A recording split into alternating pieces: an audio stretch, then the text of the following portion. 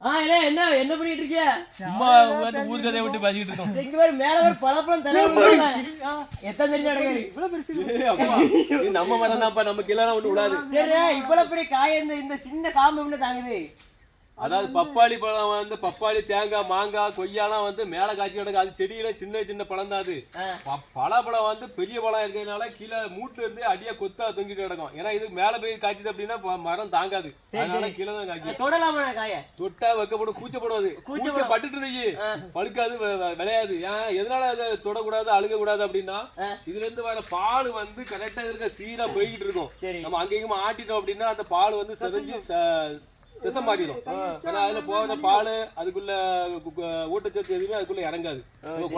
குழந்தைகளுக்கு பால் ஊட்டி வளர்க்கணுமோ அதே கதை தான் இது. கிராமத்துல இப்போ ஒரு பட்டங்காடு பகுதிகளில் ஒரு பலாமரம் நிக்குது அப்படின்னா மிகப்பெரிய ஒரு அதிசயம் தான். நம்ம இந்த மண்ணு பாடுகளுக்கெல்லாம் வந்து இந்த பலாமரம்லாம் வளர்ந்து வர்றதுக்கு வாய்ப்பே இல்லை. நிறைய இடங்கள்ல வைக்க மாட்டோம். ஆனா இவன் ஒரு சும்மா விளையாட்டு போல ஒரு மரத்தை வச்சா, ஆனா உண்டாய் மேல பெருசாகி நல்ல பழங்கள் காய்ச்சிச்சு அப்படின்னா ரொம்ப ஒரு ஆச்சரியமான ஒரு விஷயமா தான் இது பார்க்க வேண்டியிருக்கு. இந்த மண்ணுக்கு வாழை நெல் போன்ற பூமி இது பால் சத்து பூரா இங்க வந்துரும். ஓ சரி சரி. இது பெருசாகும். அப்படி விளைய ஒண்ணு எடுத்தா இருக்கு காய் பூரா பெருசாயிரும். ஓ சரி சரி. அது சத்து பூரா இங்க வந்துருமா, பால் சத்து பூரா அப்படி எங்கச்சுல இது பெருசாயிரும். கேரளா பாருமா நம்ம ஊர்ல இருக்கு. நம்ம ஊர்ல இருக்கு, கேரளா வரும். இப்போ இங்க தேனி மாவட்டம் வெளி மாநிலங்கள்ல தான் நிறைய இந்த பலாப்பழம்லாம் உண்டு.